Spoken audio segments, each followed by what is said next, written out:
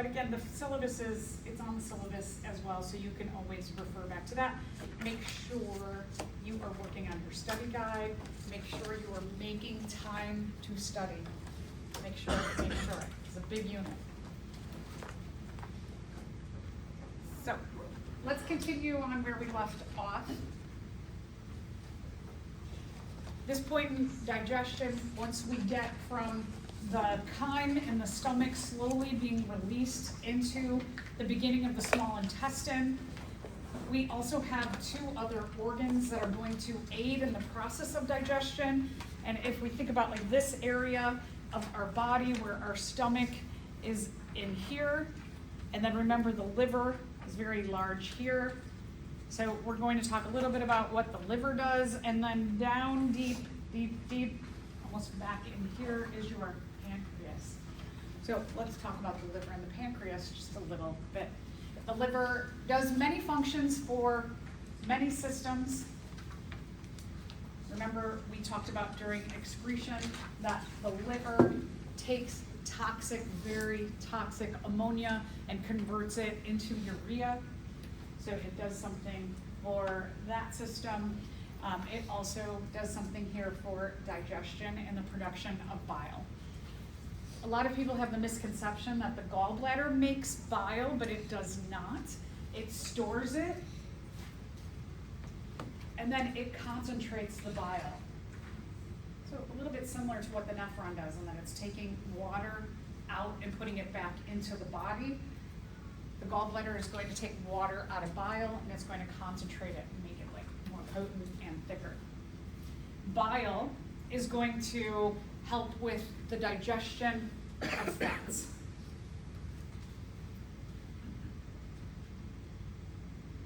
The liver also produces lipases, which help to also digest lipids. The pancreas.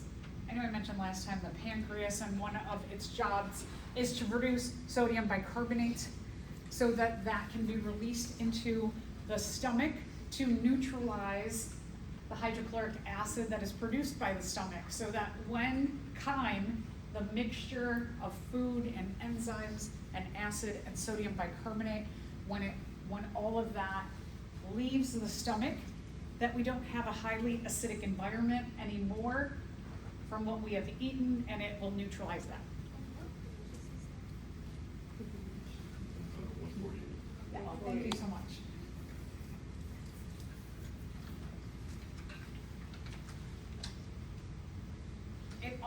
The pancreas also produces trypsin. This is a protease, meaning that it helps to digest proteins. So to give you a bit of context,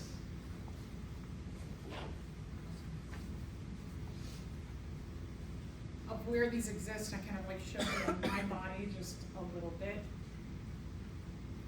But you all have that picture below. Shows you the liver. Again, the liver, remember, on our pig dissection was really quite large here, just underneath the diaphragm.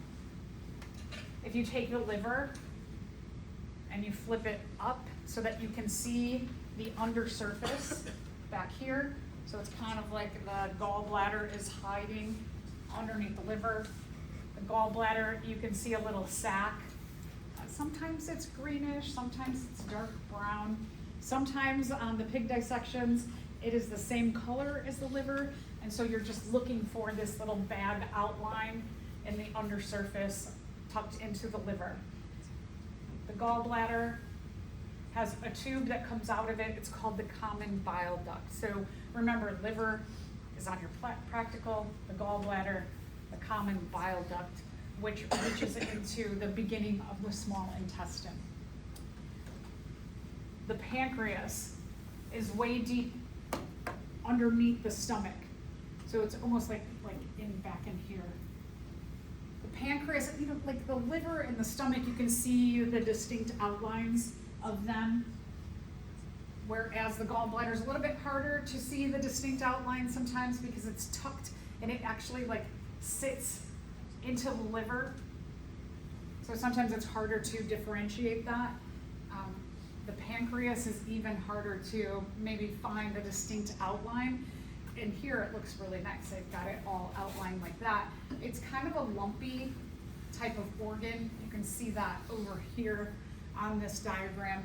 But it's kind of like, when you take a look at it in the pig dissection, it's you have to pick up the stomach, push down the intestines, and way deep down in there, and you'll just see this lumpy material. That's the pancreas.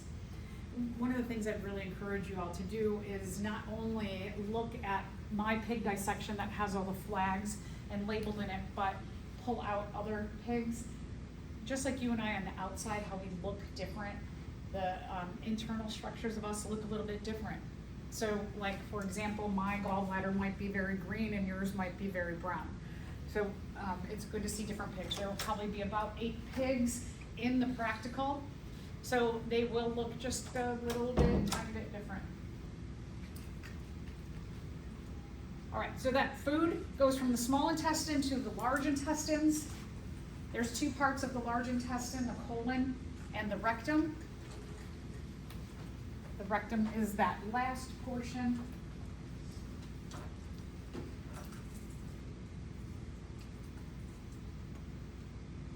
You think about our dissection again, the small intestines are all those really smaller tubes, and the large intestines were a group of larger tubes.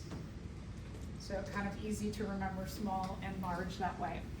The job of the colon is to absorb water. Again, we see another function of absorbing water back into the body. There's a lot of bacteria that live in our colon that are symbiotic with us. An important part of our microbiome lives within our digestive system that keeps us healthy. One of the main bacteria in there are E. coli. I know we used E. coli when we were looking at antibiotic resistance. So same E. coli that can live inside of us. Also, E. coli can have mutant forms of it that can cause digestive distress. But that's when we're talking about a form that is more pathogenic or disease-causing, whereas this strain of E. coli that lives in us is actually symbiotic and helps us.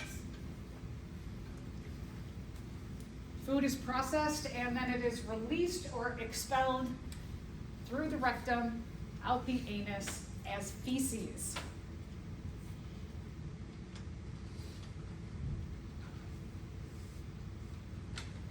So I want to talk about some of the health standards in terms of nutrition.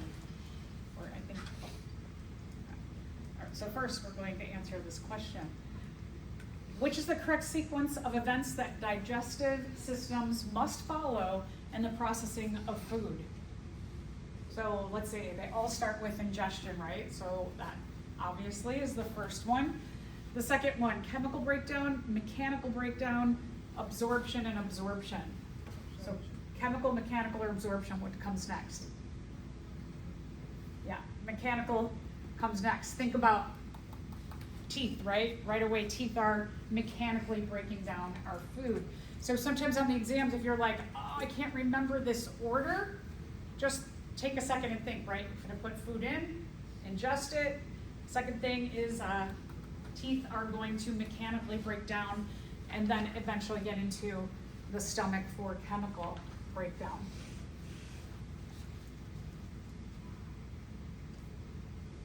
Okay, so a little bit about nutrition. That one of the main characteristics of life that fuels all of our other characteristics is that living things need energy. And we'll get into our next unit when we talk about ecology. We're going to talk about the difference between energy and nutrients. And just to let you know that we usually use these 2 terms interchangeably in our life, but they are distinctly different, but kind of joined together. Energy are the bonds that hold together the atoms, which are the nutrients. So the carbons, the hydrogens, the nitrogens, phosphorus, oxygen, etc., all of your atoms, those are what we call nutrients. And energy is the actual bond. So what our digestive system is doing is it's trying to break and release the bonds to give us energy, and we utilize any of those nutrients the atoms to replace atoms that we need in our body. Any atoms that we don't need, that's what gets expelled in our feces. So we need energy, fats, carbohydrates, proteins to, as I mentioned, build parts of our cells. Whatever our cells are needing, we need that constant replacement. We also need energy to fuel all kinds of things that happen in our body, the systems, the chemical reactions. We also need, in addition, minerals and vitamins. Those often are called coenzymes. Our enzymes facilitate or catalyze the reactions within our cells. So these are things that help boost those enzymes to do their job appropriately. At rest, most people burn on average 70 calories per hour. So when you think, if you're just sitting there and not doing anything, are you really doing nothing? Your body, you're breathing, right? You're breathing, your blood is pumping, food is going through your digestive system. We have all these processes that are happening at the organ and tissue level as well as at our cellular level. That at our cellular level, we'll get into cellular respiration. We talk about respiration next. And so we have all kinds of things that are happening even if we're quote unquote doing nothing. Even if you're just bed rotting, your body is burning about 70 calories per hour so that you can stay alive and accomplish all the things at, again, the organ, the tissue, or the cellular level. Now, this average of 70 calories per hour, it can differentiate depending on if you are male or female. Males often, just by body structure, have more muscle, but that can be different, right? If you have a male who doesn't really work out and you have a female who does work out, the female may burn more calories at rest. So your muscle mass takes into factor as well. If you work out more and you have built more muscle, you're going to burn more calories at rest. Your age, the amount of calories that you burn at rest starts to decrease right about your age. Some of you may start to see a difference soon that you're like, oh, I used to, maybe you, in a year, you're eating the same exact way as the last year and maybe you put on a few pounds. And you're like, I haven't really changed anything. Well, your at-rest burn can start to decrease over time. And just in general, your genetics. If you look at your family, like my family, if I look at my mom's side of the family, I can see obesity runs in that side of the family. Whereas in my dad's side of the family, everyone is very slim. So we have very difference in terms of our genetics and this calorie burn per hour. You can boost your resting rate with exercise by, one, just burning calories through working out more, making your muscles, breathing more, needing more energy. You can boost that by actually exercising, and exercise also can build more muscle mass, which will also increase your resting rate.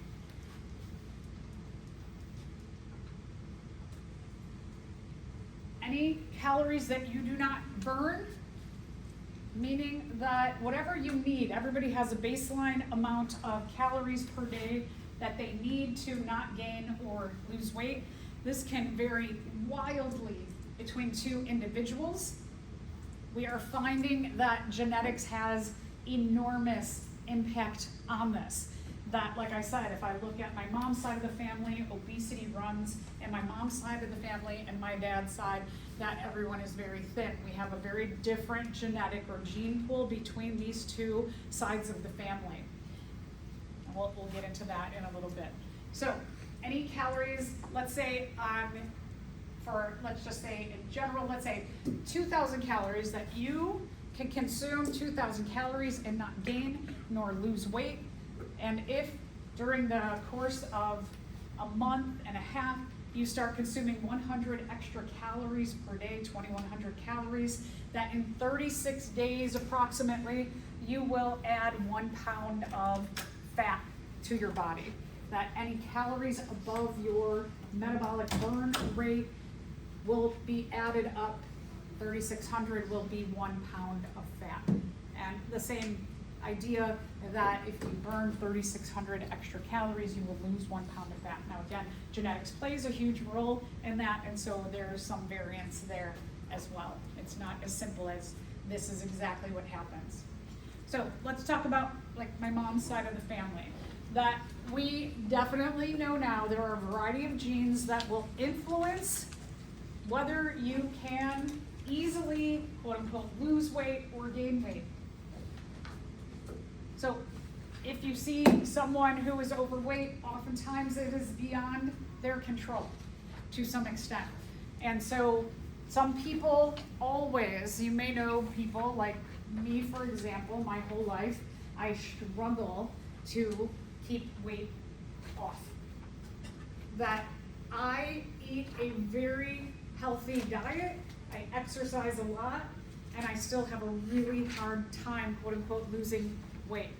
And I've gone to doctors and we go over like my calories in, calories out, and they'll be like, this is impossible. This was the story my whole life. And I'd say, they're like, what are you missing here? I'm like, nothing.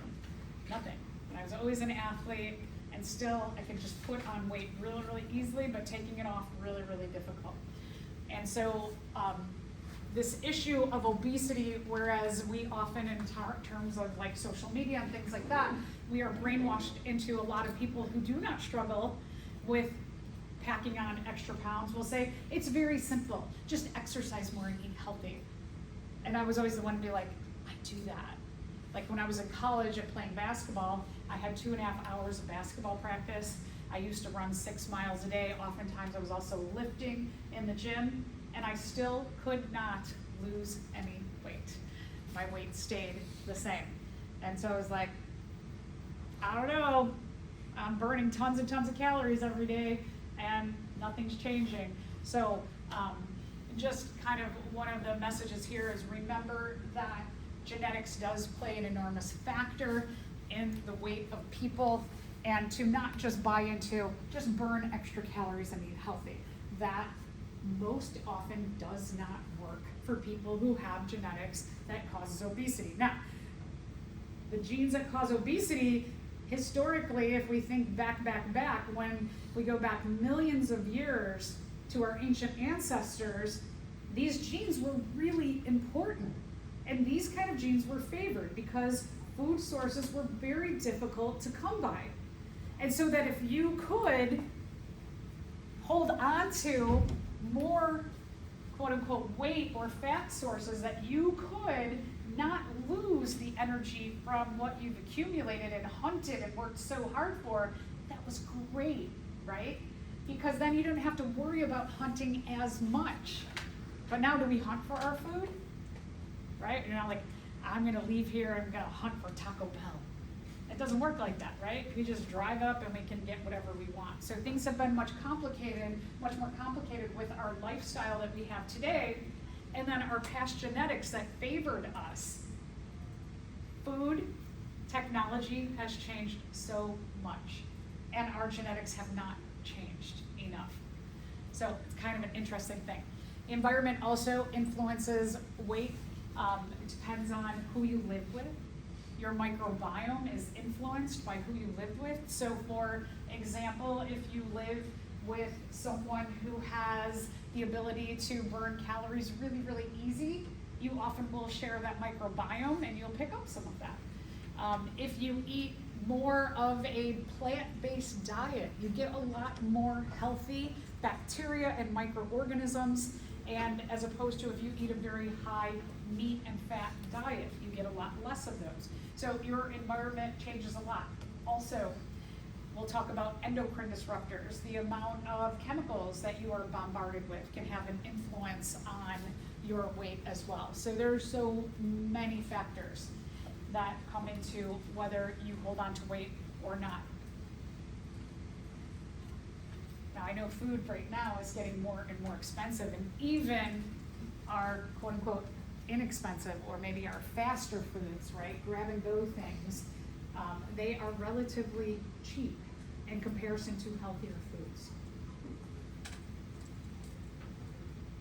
Kind of interesting too, in terms of the taste of our food, that there are people who work in chemical labs and they make chemicals to make things taste better. They're actually chemical additives, like for example, McDonald's French fries.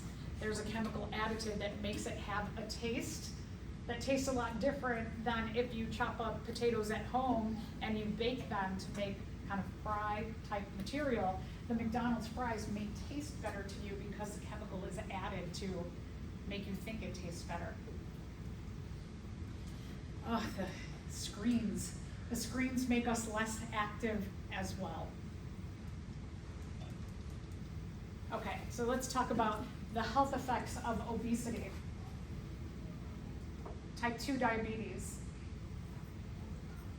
heart disease. These are kind of the two really big ones.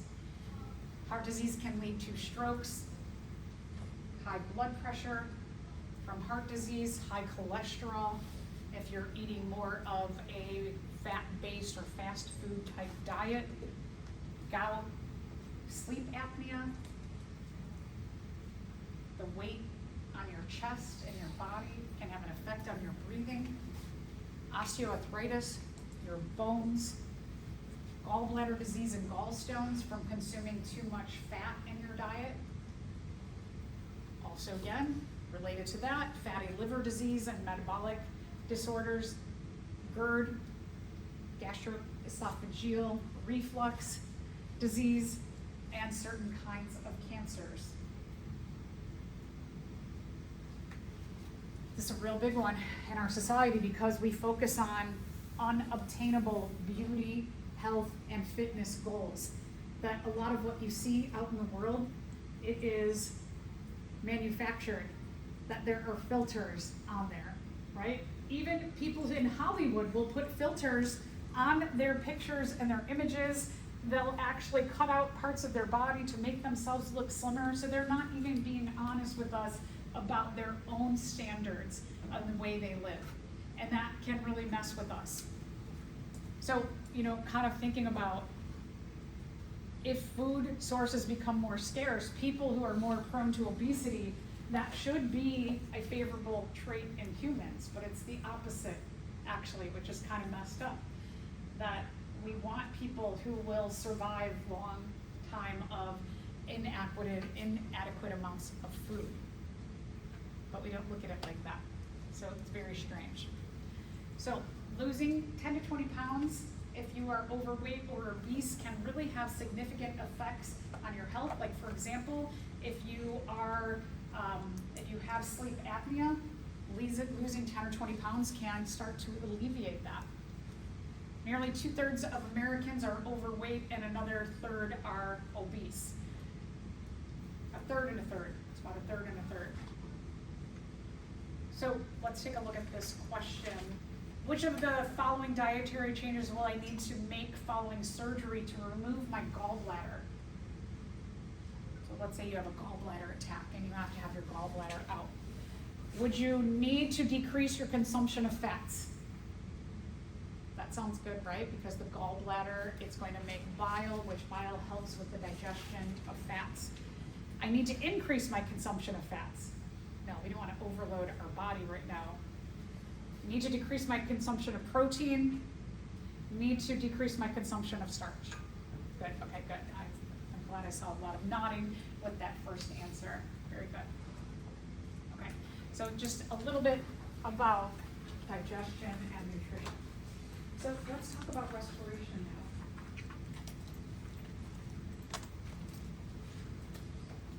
So, respiration.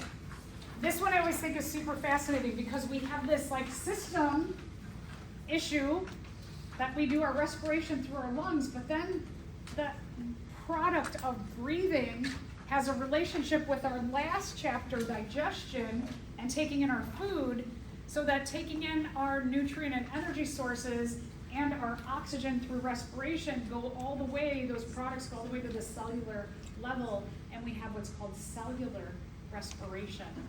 So respiration is really a combination of the physical act of breathing as well as the cellular respiration all the way down to that microscopic level.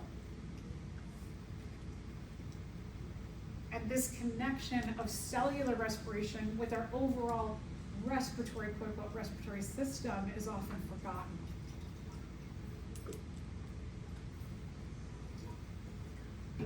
we'll talk a bit about both of these.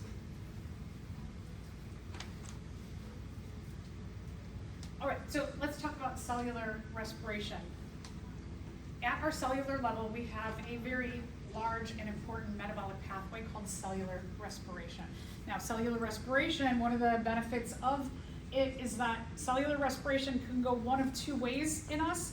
With oxygen, our product that we're breaking our food sources down into is ATP. And with oxygen, we can get a lot more ATP out of our food. But if we have periods of time where our body isn't pumping enough oxygen into us, we can switch to anaerobic respiration, or respiration, the breaking down of our food without oxygen. And we can still get little bits of that ATP, and we can still break down our food and fuel ourselves. So we have that great ability to switch back and forth, but mostly we function during aerobic cellular respiration, or using oxygen to break down our food. Oxygen and its supply is critically important, and we often think about maybe that lack of oxygen. If you can't breathe and take in oxygen, one of the first parts of our body that's impacted by that lack of oxygen is our brain. And what is happening is that without oxygen, we are really slowing down this process of cellular respiration and breaking down our food with oxygen. And so then our brain, which tells everything else in our body what to do, just like when we were talking about excretion, that with excretion, you have the hypothalamus in your brain who's constantly monitoring the osmotic concentration of our blood and making sure we're well hydrated. That there's one example that if your brain is deprived of oxygen used to break down our food to fuel its processes, the hypothalamus stops working. And if your hypothalamus stops working, then a lot of other systems are not being monitored anymore. Oxygen goes into cellular respiration, and after a long series of metabolic pathways, oxygen is used to efficiently break down our food and make ATP, and we generate carbon dioxide as a waste product. So at the cellular level, oxygen comes in, carbon dioxide comes out, just like breathing, right? Inhale, oxygen comes in, exhale, carbon dioxide out. So we can think about this process of breathing through our lungs, oxygen in, carbon dioxide out, or breathing at our cellular level, and in the mitochondria, oxygen goes in to help break down our food, and as a product, carbon dioxide comes out. So your cells, or especially your mitochondria, are also respiring.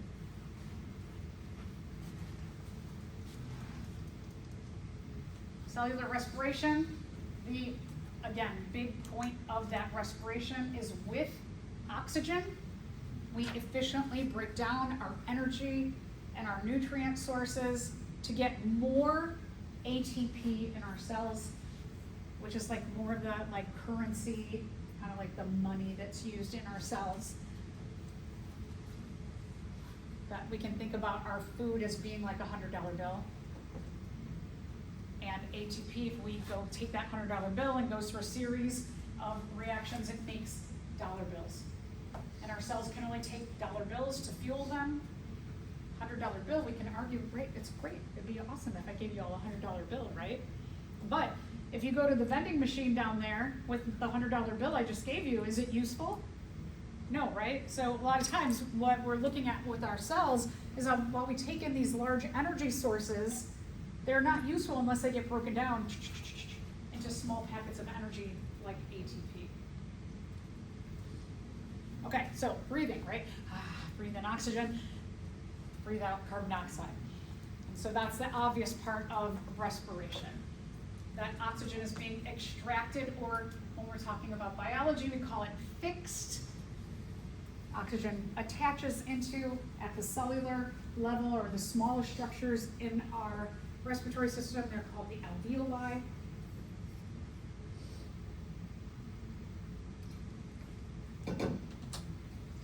Oxygen is extracted and fixed into our alveoli, and then the blood brings carbon dioxide back from the cells, that waste product of cellular respiration, and we exhale that out. So respiration occurs because of diffusion. Diffusion is this awesome property that makes molecules go from high concentration to low concentration. Because our cells are constantly working, we have a low concentration of oxygen in our body. There's a high concentration, a much higher concentration of oxygen out here in our air. So when we breathe in, our lungs take in a high concentration of oxygen, which goes from high concentration in our lungs to low concentration in our blood. When we use this process of diffusion, this high concentration in the air to low concentration in our body, we don't have to expend any energy. And so it's one of these principles that molecules work in our world, is that when they go from high concentration to low concentration areas, you don't need to expend any energy. The molecules just like to move from high concentration compact to lower concentration. Just like if I took a perfume and I sprayed it right here, it's high concentration right here now, and as we're sitting here through the course of the hour of class, the high concentration that I sprayed here is going to start to, the molecules are going to start to move into low concentration into here, and slowly over time everyone will start smelling a little bit of that perfume, and then Alex in the back corner will eventually probably be the last one that can smell that high concentration because it's moving to her in the corner, low concentration. So gas exchange is based on that process of diffusion.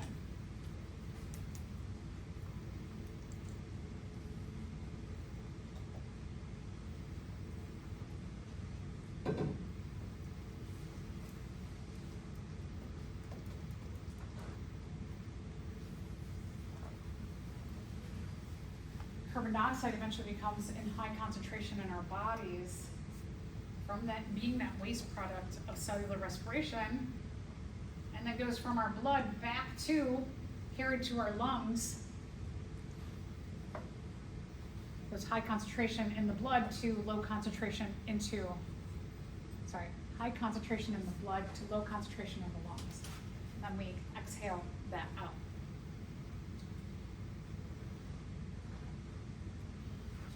Again, one of the things I think is so incredible about us as organisms is that most of our processes are just based on really simplistic ideas and functions. And all that simplicity leads to complexity. And so just like the idea of evolution, right? Simple leads to complex. And that's just the way the world typically works. So here, if we're just thinking about in our blood, going out to our cells, when we respire, we get a high concentration of oxygen going out to our cells. There's a low concentration of carbon dioxide in the blood to begin with. As our cells undergo cellular respiration, oxygen is used up and depleted. So we have a low concentration typically in our cells of oxygen because it's constantly getting used. And we get a high concentration of that waste product. And so then on the other side, oxygen is used, carbon dioxide goes back into the blood and travels back to our lungs. All respiratory systems have three features that need to be present for them to work efficiently. So the first one is that respiratory structures have to be moist. There has to be contact with water. Gases are really tiny, especially in comparison to things like the food molecules that we eat, our biomolecules. Gases are really small.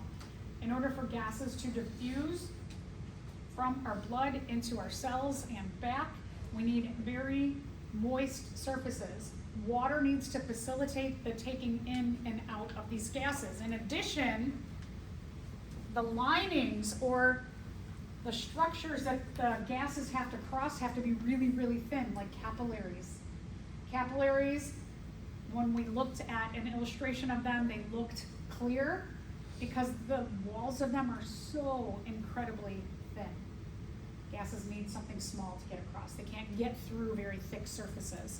And the last one is that you have to have a lot of these surfaces because breaking down of our food efficiently with oxygen It's super important. So we have to have a lot of surfaces that can do that.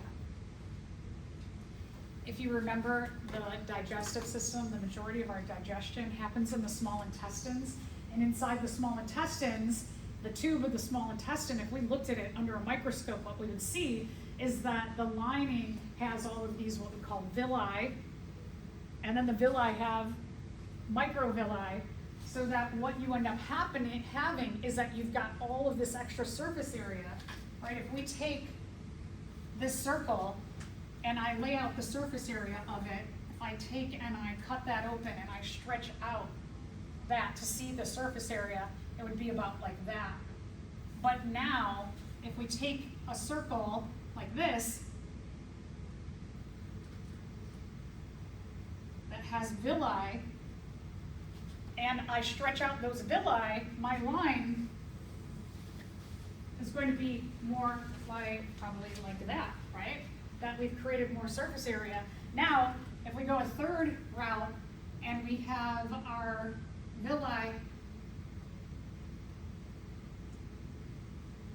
have microvilli, then we're going to see that our surface area increases even further. So that we need to have these large surface areas. It's why our capillaries come in contact with every cell in our body, is we have all this branching of our circulatory system. We have all of this branching within our digestive system because nutrients and energy and oxygen are super important to us to efficiently break down our food sources. Okay, so we're going to look at a few other organisms and how different respiratory structures have evolved. So we'll start again with simple and we'll move to us, which is very complex. All right, so we're going to take a look at a few very simple animals. We're going to look at the flatworm, the jellyfish, and the sponge. Okay, so our flatworm, these all live in watery environments. Here's an advantage because one of the three characteristics that all respiratory surfaces need is to be moist, right? And so they're right in contact with water. So if you are an animal who lives in a watery environment, it's very easy for gases to diffuse across even your outer surface. And so we will see that often they will use the outer surface of their cells for respiration. All right, so first we'll take a look at this flatworm. This is called a nudibranch also. What happened to, what? Okay, here we go. Sorry. So this worm is flat. And so the outer environment is in contact with almost every cell in the body because all of the cells with this organism being flat are pretty close to the surface of the animal and its environment. So the skin is used as the respiratory structure for gases to diffuse directly in and out of. Again, pretty easy. You live in a watery environment, right? Water's all around you, you're flat. You can just kind of like breathe through your skin, and oxygen can be let into your cells right from your environment. Very different with us, right? We have to breathe, and then it's got to go into the blood, and then the blood's got to carry it out. So we have a lot more complexity in comparison to this, just like breathing through your skin. Okay, so now let's take a look at the jellyfish. Jellyfish are really interesting because they have the bell. This top part of their body is very thick, and then they've got their tentacles that hang down, which are thinner. And so what has happened with the cells is that the cells have evolved different needs in terms of the amount of oxygen that when we're looking at deep into the cells in this bell, the ones that are internal and further away from the surface or further from the water, they have a lower need for oxygen. The ones on the surface are going to be the ones that really do a lot of that cellular respiration and conversion of energy. So the closer you are to the water, the higher your cellular respiration is, and the further you are deep inside, the lower your cellular respiration is. Sponges have holes in them. They have pores. Their pores allow for contact between many, many surfaces and the water environment. So that water is flushing through those pores, and similar in nature to that flatworm, that right on those surfaces, they can undergo cellular respiration, they can take in oxygen using that water to facilitate that. But now different than the jellyfish, because a sponge can be really, really thick. And so deep down in there, if you have all these pores or channels, the water can come all the way internal, even to the quote unquote thicker parts of the body. So those pores allow for contact of all the cells in the body with the environment for the most part. All right, so let's talk a little bit about if we have a respiratory system, because this was just cellular level respiration.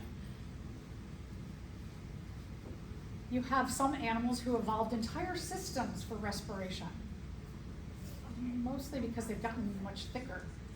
And so if you're thicker, again, you have to have a totally different strategy for getting your oxygen into your body and then distributing that oxygen throughout. So let's start with fish. Fish are a bit different than us. They are a vertebrate, meaning they have a backbone, but because they live immersed in water, they breathe water, and they use gills to breathe that water. So inside of the head area, there are flaps called operculum, and you can often see with fish, the operculum goes like this, up and down.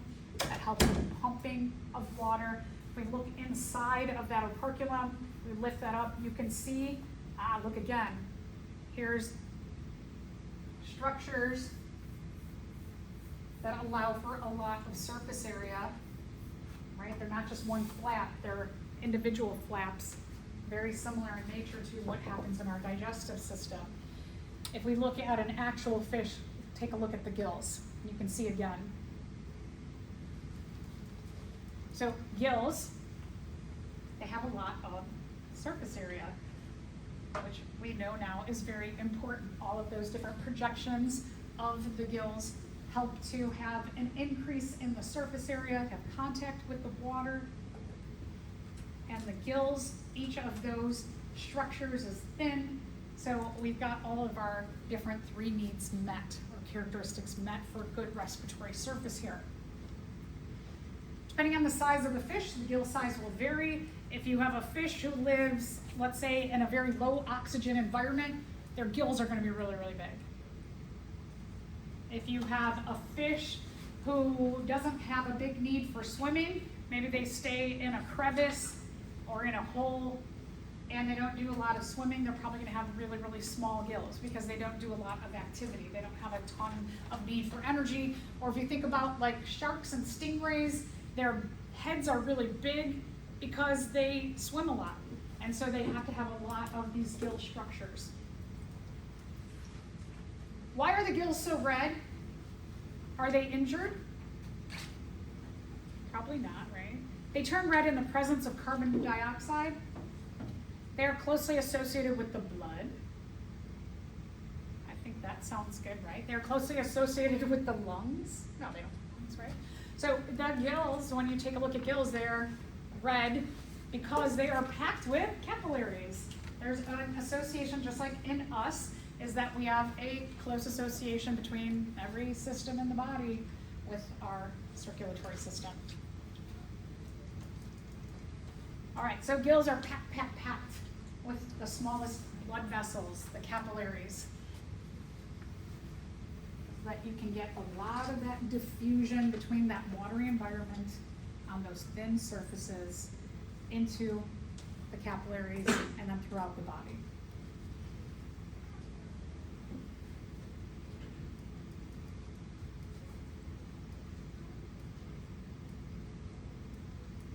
So a couple of just other facts about fish that are interesting. Oftentimes you'll see fish and they do this. Or do you think they're trying to talk to you? What they're doing is they're actually pumping water through their mouth and across their gills. So when you see the mouth opening, often you see the gills will open and close because they're doing this action of pumping water through their head and across the gills. If you take a fish out of water right? If somebody says, oh, you're a fish out of water, that means you're not doing well. Because when you take a fish out of water, that moist environment, respiratory surfaces need to be moist. And if you take them from their wet, moist environment into this dry area here on land, their respiratory surface is going to dry up. Therefore, diffusion, there's no moisture to help with the diffusion of gases across the gills, and fish will start to die.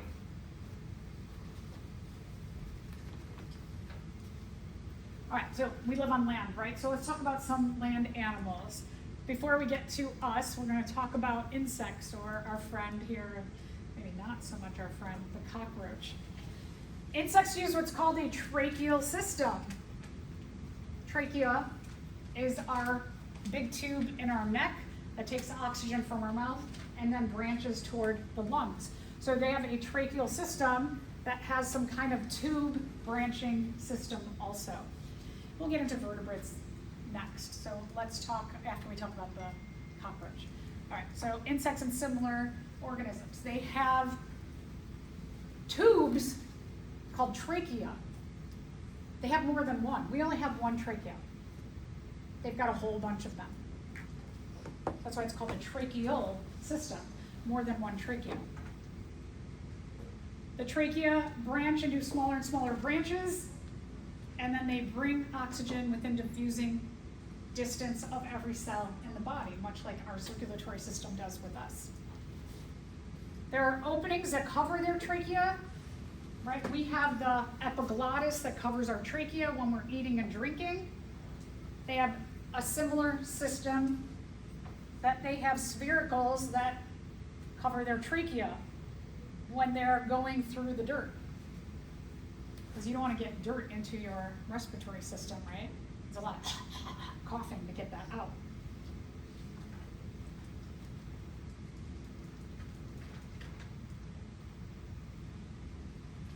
The trachea branch smaller into tubes called tracheoles.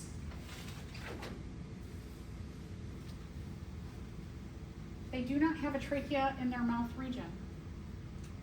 Their trachea, their largest tubes, mainly are on the sides of their body. So if you wanted to suffocate a cockroach, you grab it on the side and hold it. Sometimes you see insects and they do this like up and down thing, like the fish. They're pumping oxygen into their bodies.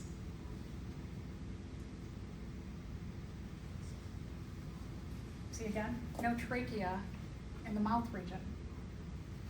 The trachea are on the sides of the body. There are sphericals like our epiglottis to cover, do that opening and closing. And your trachea branch smaller and smaller. These smaller branches are called tracheoles. And the tracheoles bring the oxygen within diffusing distance of the cells. All right, so you live on land. You've got lungs. Lungs are embedded in the body so that you don't lose a ton of moisture. Big difference between lungs, which need to be moist, and our skin, which is kind of dry on the outside. Our skin's in contact with the dry air, so the skin is drier. But again, we said that that's a good thing in terms of our non-specific external defense, because bacteria and a lot of microorganisms, they don't like a dry environment. They like something more moist. So their strategy is to try and get inside of us. Our lungs are very moist and held inside. So we're going to take a look at a variety of different, a couple of different vertebrates. We'll start with the amphibians. If we remember in different times that we've addressed amphibians, one of the characteristics of amphibians is they have very simple lungs.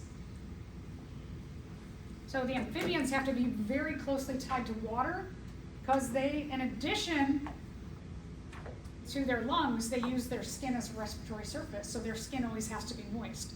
That's why frogs are often slimy, right? Any of your amphibians are kind of like slimy because they're breathing through their skin to supplement their lungs, which are not very efficient.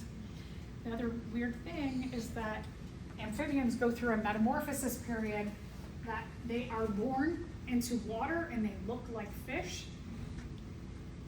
and they metamorphose. Not only, when we talked about metamorphosis, that they start out with no arms and legs, and they metamorphose arms and legs, and they often, not always, but frogs, for example, will lose their tails. They also metamorphose their breathing system, that they start out with gills and water, and then they have the development of lungs on land. All right, so a little bit about birds. Birds have huge strategies for extra support to their respiration system. Not only do they have lungs, but they've got additional air sacs to try and grab up as much oxygen as possible. Birds do a number of things. One is birds fly a lot, right? So if you are flying a lot, do you think flying takes a lot of energy to do? Would we call that exercise, right? Yeah, so they do a lot of exercise. They're flying around, so that they really need to get a lot of oxygen to help break down their energy and their nutrients. Two is that as you go higher up from the earth into the atmosphere, the amount of oxygen goes down. So, sometimes you see birds and they're way, way up there, there's a lot less oxygen. So they've got to try and grab up as much of that little bits of oxygen up there as they can. So they really need those additional structures. They're doing the maximum for their respiratory surface to help break down their food.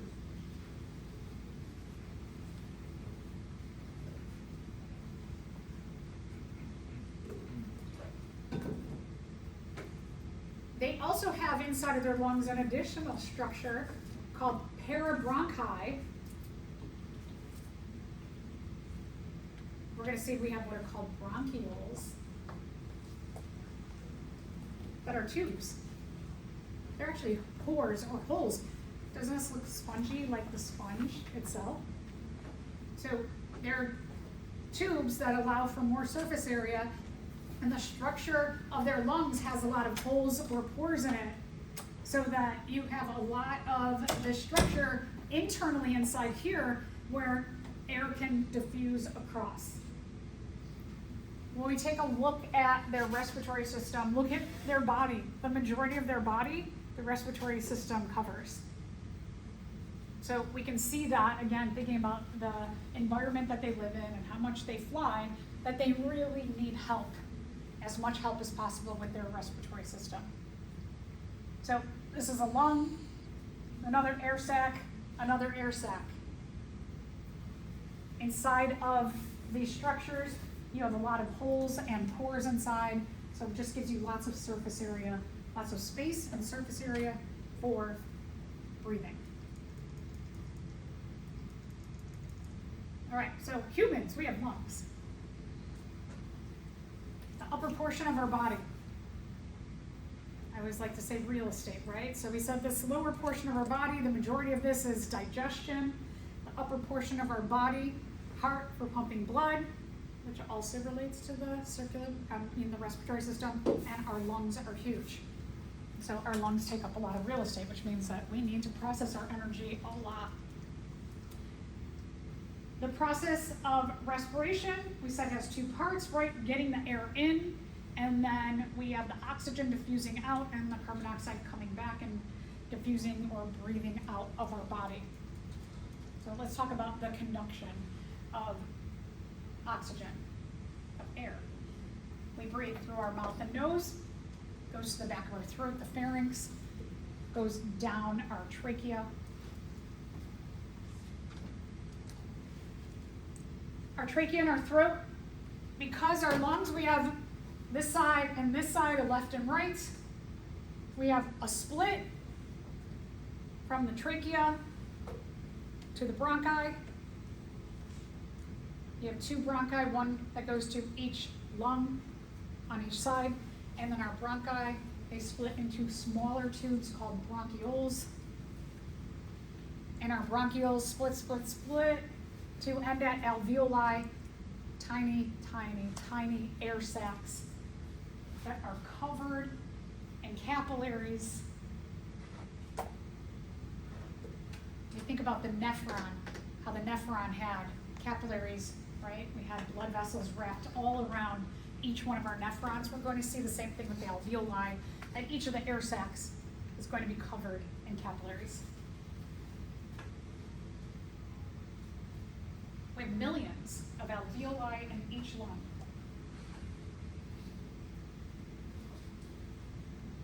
So when we take a look at our lungs, again, mouth and nose, air comes into, goes to the back of your mouth, which is called the pharynx.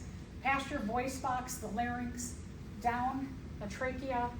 Trachea splits into two bronchi, and your bronchi split into smaller branches called bronchioles. The bronchioles end at packs of air sacs. Each one of these air sacs you can see covered by capillaries. So gas exchange, just a little bit about it. Again, process of diffusion. Gas exchange happens in the alveoli at that smallest structural level. That 1.5 to 2.5 million per lung. So like if you're a taller person, you're going to be more on the 2.5 million per lung. If you're a smaller person, you're going to be toward the 1.5 million.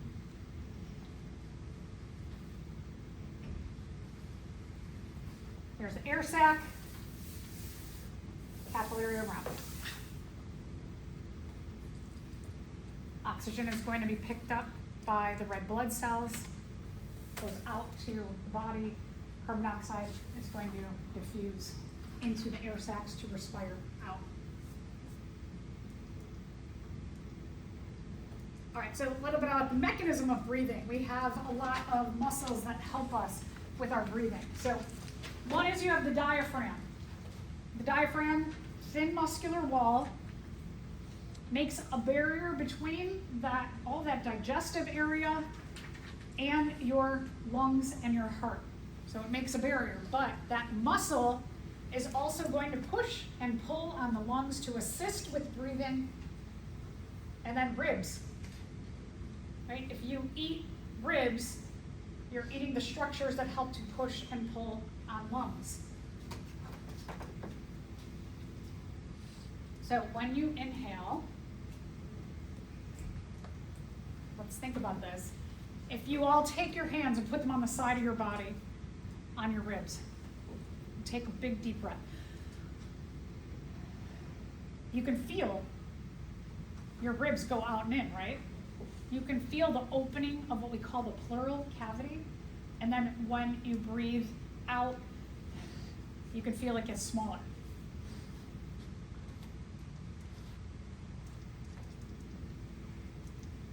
The diaphragm, so that's the sides of your body.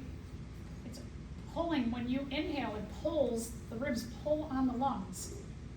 There's a lot of connective tissue that connects the ribs to the lungs. And so when you breathe in, those muscles pull on the lungs to open them up more. The diaphragm also here has a lot of connective tissue that's tied to the lower surface of the lungs. So the diaphragm, when you breathe in, it pushes down. It pulls down, I should say, on the lungs. So we have the lungs are elongating with the diaphragm, and with the ribs, they are getting bigger side to side. So here you can see the difference. Inhale, on an inhale, look at how low the diaphragm goes. Look at how big the lung cavities get when the ribs pull the lungs open. When you exhale, look at where the diaphragm pushes to, all the way up here. And look at the difference in size of the ribs, much smaller. Exhalation is a passive act because when those muscles relax and they go back into their place, it pushes on the lungs and it makes that area smaller. So exhalation is like a free thing. We don't spend any energy doing it. It's the inhalation, the contraction of those muscles. Okay, let's take a look at when someone smokes versus not smoking. Just the act of living in the world, there are particulate matters in the air. Even if you lived, let's say, out on a farm where there are very little toxins, there's still gonna be pollen in the air, right? There's natural things that we can also breathe in, those small particulate matters. So even healthy lungs have some coloration to them. That's natural, but this is the lungs of someone who smokes. The particulate matter in cigarettes, the ash, right? Some of that goes down into your lungs. One of the things is that, don't these lungs look more shriveled than this? Yeah. So there are a lot of issues that